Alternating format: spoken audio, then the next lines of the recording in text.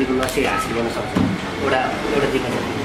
अर्को जुन अहिले हाम्रो यही लकडाउन यही मोनिटरी पोलिसीले चाहिँ हाम्रो स्थानीय तहमा चाहिँ कस्तो इफेक्ट पार्न सक्ला होइन, हाम्रो यहाँको रेभेन्यूका कुराहरूमा होइन, यो चाहिँ आन्तरिक आम्दानीको कुराहरूमा होस् या भोलि विकास निर्माणको कुराहरूमा होस्, यी विविध बहुआयामिक पक्षहरूमा चाहिँ यो मोनिटरी पोलिसी र यो कोभिड-19 र अहिलेको वर्तमान अवस्थाले चाहिँ कस्तो यहाँको बजेटिङमा यहाँको फाइनेन्सियल सेक्टरमा चाहिँ कस्तो खालको प्रभाव पार्न सक्ला भन्ने बारेमा चाहिँ यसमा चाहिँ हजुरले कसरी एनालिसिस गर्नुभएको छ त्यो बारेमा अलिकति सेयर गरिदिनु भयो। अरू मेरो एउटा क्वेसन,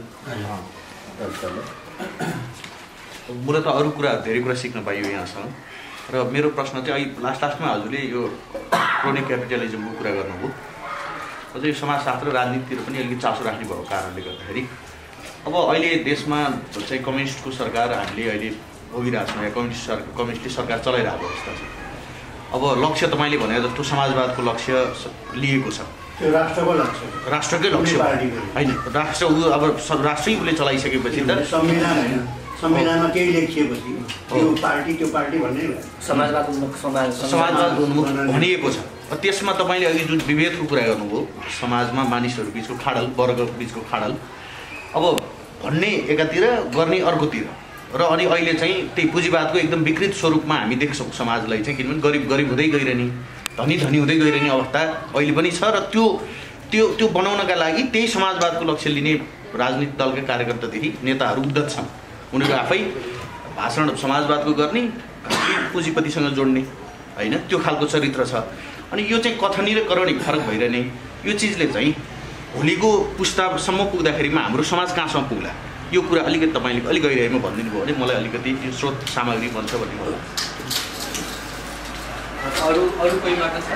दुईवटा प्रश्न ठिक छ, दुईवटालाई रेस्पोन्स गर्नु अनि केही भएन। सबैले प्रश्न त गर्नुपर्छ है, मैले गरिएन भने मजा आउँदैन। डाक्टर साहब मैले राखेँ त अहिले बजेटको सन्दर्भमा मैले राखेँ जुन अहिले कोभिड-19को प्रभावमा रह्यो। अब जुन तपाईँले अहिले भनिहाल्नुभयो पञ्चवर्षीय योजना बिना चाहिँ स्थानीय तहको विकास हुँदैन भन्नुभयो, जुन अहिलेको अब लगभग आएको बजेटले चाहिँ अब यो विकासमा चाहिँ कस्तो प्रभाव पार्ला जस्तो छ त? अहिले जुन वृद्धि दर जुन तपाईँले भन्नुभयो अहिलेको विकासमा चाहिँ के कस्तो वृद्धि होला र यो वर्षको र आर्थिक वर्ष 76 र 77 78मा चाहिँ के कस्तो प्रगति होला जस्तो लाग्छ?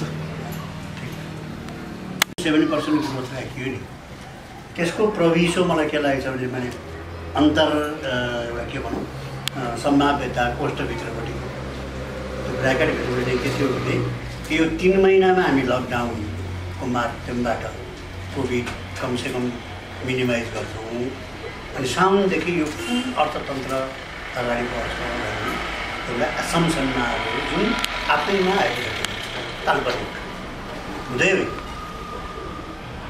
तपाईँको यो 3 महिना होइन 3 वर्षमा गएछ भने हाम्रो ठुलो भाग, किनभने हिजो चाहिँ त्यहाँ के अरे उसले घोषणा गरे होइन, हाम्रो के अरे बोल्जरले उसमा के अरे न्युजिल्यान्ड होइन, मेरो म कहाँ चाहिँ सकियो आइज भने फेरि आयो। त्यस कारण ऱ्यानको भनाइ यो जङ्गल फायर हो, एउटा मान्छे आयो भने त्यो उसलाई थाहा नै हुँदैन कहाँबाट के छ भन्ने। पहिले त हामीले भन्यौँ नि होइन, कोभिडको ज्वरो आउँछ, खोकी लाग्छ, गाडी धुक्छ, दुनियाँ केही पनि नहुँदाखेरि पनि 40% त हुँदो रहेछ त। हुन त we are every one is covid क्या, हामीसित छ। अब अहिलेसम्म दबाएर राख्न सकिए त कुन दिन निक्ल्यो, फरक त्यति होइन, कहिलेकाहीँ अब त्यो आउँदैन आइकन जाँदा। त्यस कारण 70% ग्रोथ 3 महिना लकडाउन हुँदाखेरि तपाईँको 2%मा झर्ने भने 4% माइनस हुने, अनि वर्षदिनभरि आउँदाखेरि चाहिँ 11% हुन्छ तपाईँको ग्रोथ। किन यो 4%लाई कभर अप गर्नु त 7+4 हुनु पऱ्यो। त्यस कारण यो कम्प्लिटली चाहिँ के त यो उसको भन्नु तथ्याङ्कको खेल मात्रै हो हुनेवाला है, त्यो रियालिटी चाहिँ दिँदैन, जस्टिफाई गर्दैन। मैले भने 3 महिना हुँदा अहिले कति भन्दा 2% ग्रोथ, 6% त हाम्रो क्यालकुलेसन मैले पनि गरेँ। सरकारले 8% हुन्छ भन्दाखेरि पनि होइन, सबै इन्डिकेटरलाई हेर्दा त्यो चैततिरको फागुनको अन्तिमतिरको कुरो होइन। चैतदेखि त हाम्रो यो विभिन्न सुरुवात हुन्छ नि, त्यहाँदेखि इन्टरनल सबै बनाउन यताउति गर्नु मलाई थाहा छ होइन। त्यो तपाईँलाई त मागैमा होला सायद होइन, सबै मन्त्रालयमा पेस गरिसक्नुपर्छ बजेटिङ होइन भने होइन। अब त्यो चैतदेखि त सुरु हुन्छ, त्यही कारण त्यो बेला हामी 4-5 जना बसेर के कसो छ दुनियाँ यही हो होइन। पत्रकार साथीहरूले नि कहिले केही फ्याक्ट यसै गरी बोलाइदिनुहुन्छ, कहिले कहिले के हुन्छ, कहिले कहीँ चाहिँ कता प्रोग्राममा कहिले कतै केही न केही अब आइरहन्छ। तयारी त हुनु पऱ्यो भनेर गर्दाखेरि 6% चाहिँ पक्का हुन्छ। 3 महिना 2% झार्ने होइन। अनि 13 महिना चल्दाखेरि चाहिँ तपाईँको 11% हुन्छ, यो 4%सँग कभर गर्दा 7% हुन्छ होइन। त्यो हाइपोथेटिकल।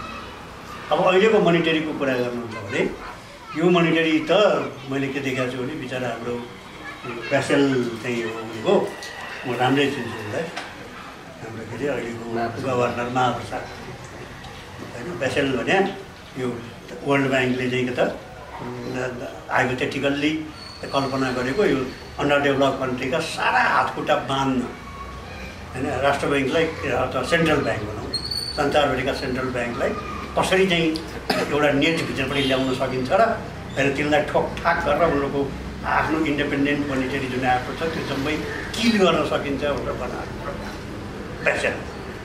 यिनी चाहिँ फेरि एक्सपर्ट भएको बेसेल 2मा भन्दा त क्रेडिट मनी समेत जाने गरी यो आर्थिक अर्थशास्त्रको टेक्निकल कुरा हो, मैले यसलाई बढी भनिनँ होइन। त्यो M1 M2 भन्ने हुन्छ क्या होइन। अहिले त हुन त M6सम्म पुर्याएको छ यहाँ त अब क्रेडिट कार्ड पनि मनी हो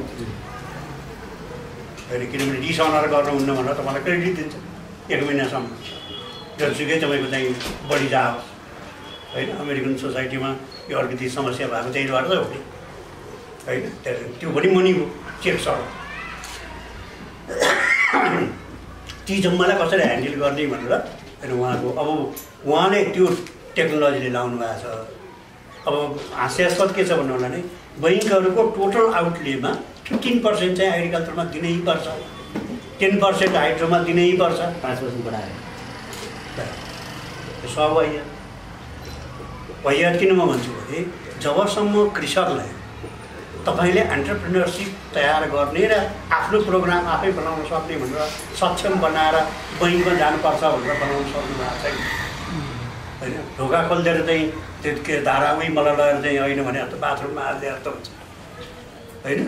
सुविधाको सट्टा काना र आँगन हिर्काएर रातो हुँदै फर्केर आउनुपर्ने होइन। अब त्यो पावर ब्यालेन्स इत्यादि मलाई के थाहा पहिलोपटक जाने मान्छेलाई होइन। न त्यो अर्कोपटक के गर्नु परोस् न केही परोस् होइन। कहिलेकाहीँ तपाईँको यो दुबईमा चाहिँ के त यो के अरे अन्नेसेसरी डिले हुन्छ नि होइन। त्यो भयो त्यसपछि प्रोफेसर भन्छ अनि स्टेटले बोलाएको हुन्छ, यसो त्यो हेर्दो रहेछ, सुट दिएको हुन्छ क्या, डबल सुट गरेर थाहा पनि थिएन मलाई होइन। 5 स्टार होटेलको 3वटा कोठा, एउटा बेडरुम, अर्को त बाहिरबाट यसो मान्छेहरू आएर भेट्ने रुम, एउटा सेक्रेटरी राख्ने रुम, अनि त्यहाँ सानो एउटा क्लोजेट चाहिँ के त आफ्नै सेल्फ किचन, त्यस्तो भयो होला। सुटभन्दा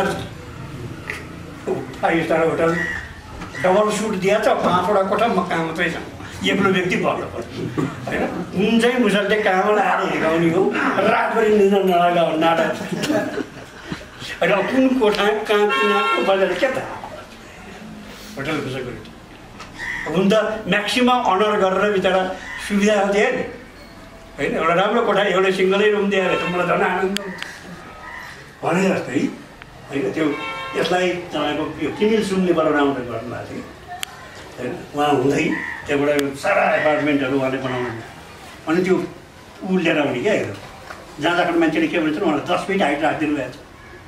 एभरेज त कोरियन पनि हामी जस्तै 6 फिट हो, नत्र भने 5 फिट 4.5 फिट हो होइन। त्यो 10 फिट हुँदाखेरि त यति गाह्रो हो कि न केही त्यो पङ्खा तल न केही गर्नु सारा त्यो भर्याङ लाएर दुनियाँ गर्नुपर्ने, मान्छे लड्ने हातखुट्टा भाँचिने दुनियाँ प्रब्लम भइसक्यो। उहाँले के भन्नुभयो 7 फिटमा ल्याइदेऊ सक्छ, किन अरू घर चाहिँ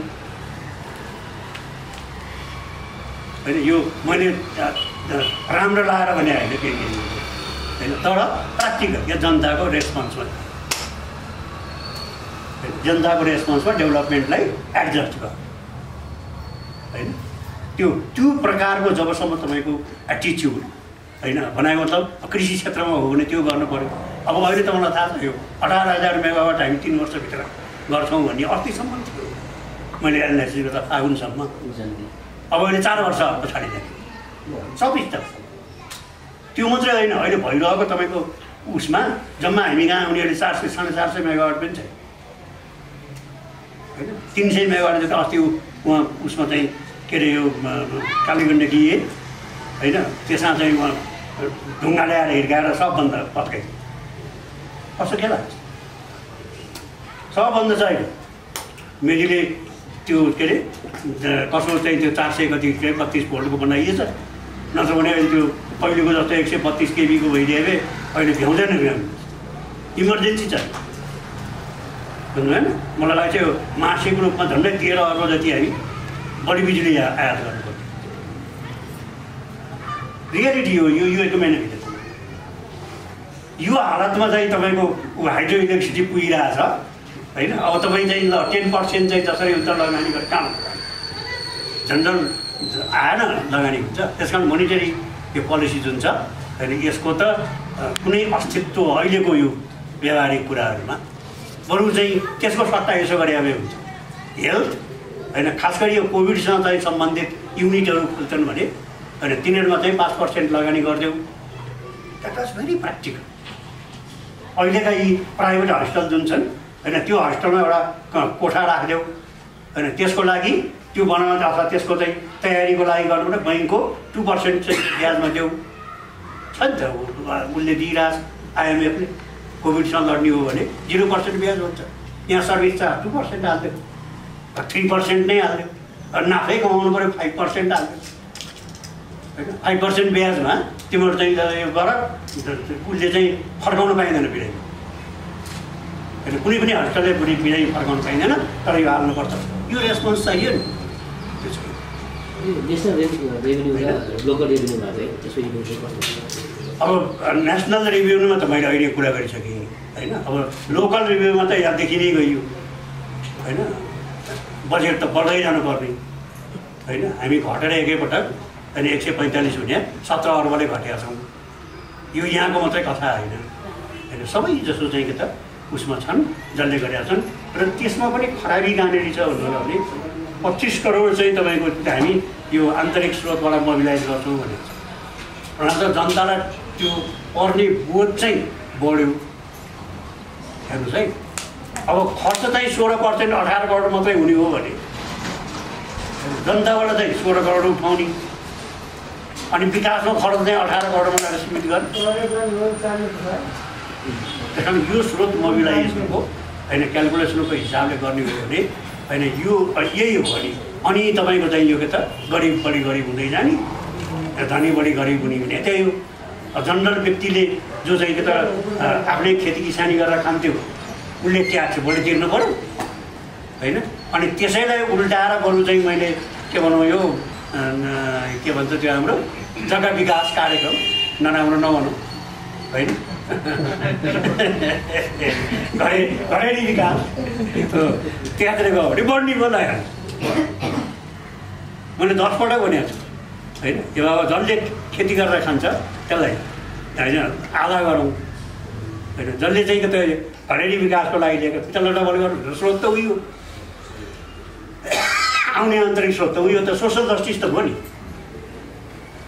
कतिपय ठाउँहरूमा यस्तो छ जहाँ मैले भने 40भन्दा बढी उसमा अथवा यो करिब करिब 6 नम्बरमा त त्यो उनीहरूको अर्ग्यानिक पनि भनेका छन् होइन। त्यहाँको त्यो ऊ पनि हाम्रो के अरे के कृषि मन्त्री विमला केसी उनी मेरो फेरि अलि उसको के भन्छ तलै पढाउँदाको विद्यार्थी पनि हुन् होइन।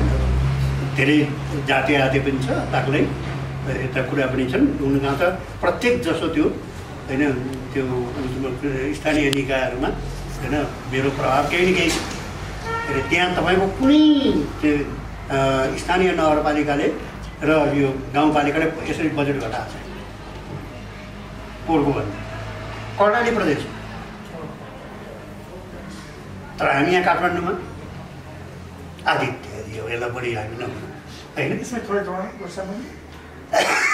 प्रश्न राख्नु प्रश्न मैले यसमा त्यो विचार राख्नु पनि प्रश्न राख्नु पऱ्यो। त्यसै मैले तारकेश्वरमै स्कोरको तुलनामा 16% मात्रै काम भएको छ 76-77 होइन। अब तपाईँ अहिले चाहिँ तपाईँको चालु खर्च चाहिँ बढेको छ होइन। विकासको बजेट तपाईँको चाहिँ पूर्वभन्दा घटेर 91 करोडमा आएको छ। र अब यहाँको चाहिँ अझ हामीले यसो हेर्दाखेरि सडक निर्माणमै अहिले पिचको पनि कुरा आयो। तारकेश्वरको लगभग 80% चाहिँ तपाईँको नगर स्तरीय प्रदेश र तपाईँको सङ्घबाट चाहिँ बनेका कामहरू सबै तपाईँको गुणस्तरीय।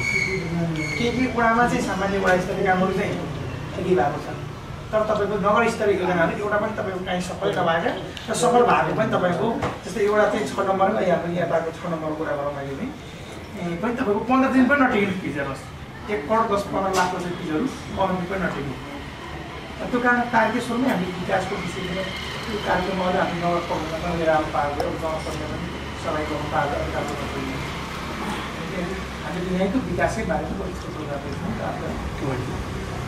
तर यहाँ चाहिँ तपाईँको त्यो उहाँहरूको प्रोजेक्टको ध्यान चाहिँ त्यसलाई कसरी गुणस्तरीय काम गर्नेतिर आइडिया नभए हो किन उहाँहरूले चाहिँ त्यो ऊ मात्रै हो यो विकास भनेको चाहिँ अहिले सरले भन्नुभयो जुम्लामा घर चाहिँ यो खाने बान्ना आएर खाने भन्ने खालको चाहिँ कि त यो यहाँ पनि हाम्रो विकास खाने मात्रै हो, त्यो हुँदा चाहिँ 30-15 मिनट नटिके हो कि त्यो विषयमा हामीले अलिक अन्तर्क्रियाहरू अरू कार्यक्रम चाहिँ बढीको रूपमा देखिन्छ क्या तारकेश्वर। होइन अहिले यो रिपोर्टिङ पनि भइरहेको छ क्या, फ्याक्चुअल जाओस् क्या। तपाईँहरूकोमा जस्तो अनलाइन खबर विभिन्न छ होइन, हामी विभिन्न कार्यक्रममा संलग्न छौँ भनेर अहिले यहाँ धेरै साथीहरूले भन्नुभयो होइन। तपाईँहरूको चाहिँ के त त्यो के भन्छ भिजुअल क्या, हिजोआज पिक्चरको बडो चाहिँ हुन्छ होइन। अस्ति चाहिँ के त अब 3वटा चाहियो हामीलाई, त्यो सबै मिलाएर राखिएन होला। यस्तो कुरामा चाहिँ हामीहरूले पनि भोलिदेखि कहीँ विकास कार्य हुँदैछ भने ठिक पिच गर्नुभन्दा अगाडिको त्यो सुन्दर चाहिँ के त दृश्य होइन, अनि त्यसपछि पिच हुने बित्तिकैको टिलिक्क टल्केको दृश्य होइन। अनि त्यसमा त्यो सकेसम्म फोटोमा डेट पनि आयो, डेट सहितको फोटो होइन। त्यो फोटो अनि अहिले गएर हेर्दाखेरिको डेट सहितको यो 3वटा फोटो राखिदिएपछि त पिक्चर आफै बोल्छ सब। तपाईँले एक प्याराग्राफ हुन्छ पनि लेख्यो भने होइन, त्यसले जुन बम ब्लास्ट गर्छ नि होइन, त्यो हामीले चाहिँ के त 13 पेज लेख्यो भन्दा बढी त्यो पनि जाउँ क्या। त्यस कारण मैले अस्ति तपाईँहरूको सुरुवातको दिन पनि भनेको थिएँ खोज पत्रकारिता अलिकति चाहियो होइन।